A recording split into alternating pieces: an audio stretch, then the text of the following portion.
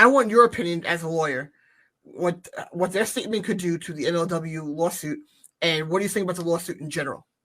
Well, I'm glad you asked because we did almost 2 shows on this. One was just Stephen Pena, my co-host, and myself talking about. And then the next week we had Stephen Pena, myself, and Stephen P. New on it. So both my Stephens. And we talked about the lawsuit and anticipated types of defenses.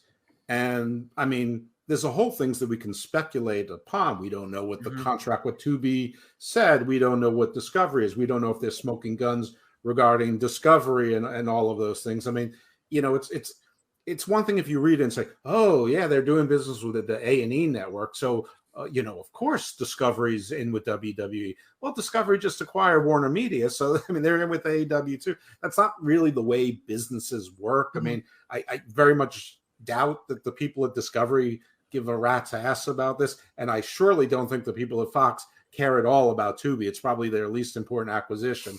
So, I mean, but the particular question you raised, when you are a defendant, you raise every defense that can possibly help you. So they just filed an answer and they filed a motion to dismiss. So if the gist is an antitrust lawsuit, and that's in essence what it was, it was an antitrust lawsuit. They cited 2 federal acts, one basically saying you can't be a monopoly, and the other one is basically saying you can't act in a way to further your monopoly. So those are why they listed 2 different acts.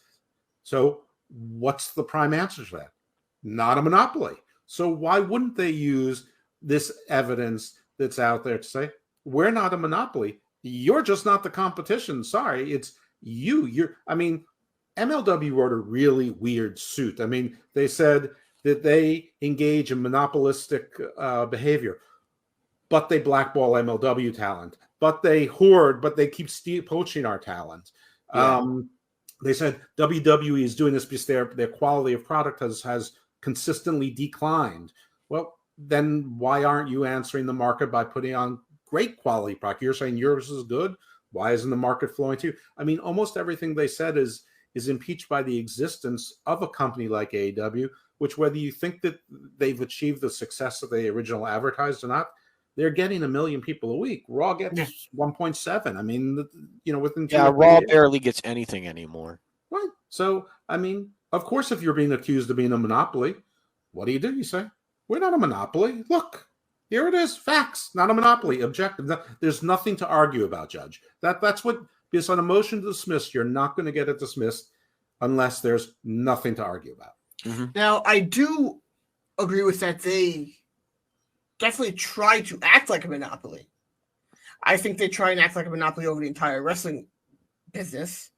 Well, they released 250 wrestlers. How can you be acting like monopoly? You've given more labor to everyone else. That is true. But I think the way they speak on how it should be done, there are a lot of times when AEW would do something and then they would ask them in the earnings calls about that stuff, and they would reiterate how they think the way they do it should be done. So I think that they want to be, and they try and act like one, but I don't think that they are one. AEW's existence proves that they're not one. They're not a monopoly, but I think that they definitely do attempt to be one. Isn't it the job of every business to try to be more successful than its competitors? You're a publicly traded company. You have a fiduciary responsibility to your shareholders to maximize benefits. Most of the legal issues that WWE faces, it's from its own shareholders on things that the IWC doesn't care about, like they didn't get enough money from Saudi Arabia, like they didn't get enough money from the Middle Eastern satellite network. The wrestlers were stuck on the tarmac, were being held hostage. So instead of getting $55 million from the Qatari cable network in the Middle East, they only got $16 million a year, and thus they breached their fiduciary duty. You know, I mean, those are the kinds of suits that they face every single year, because every year they have forward-looking statements that says you can't rely on them. And we're talking to India, we're talking to this, and then the shareholders, like the Fireman's Fund or somebody's going to come up and say, yeah, but you lost your Japan TV deal and you could have kept it, and that's another $27 million a year you're not getting. Or you told us that India was going to be in 100 million homes and you're going to get $60 million and you only got $47 million. It's almost a game. It's a cottage industry. But the original point was, do they act like a monopoly? I don't know. Does McDonald's try to ignore Burger King? Sure.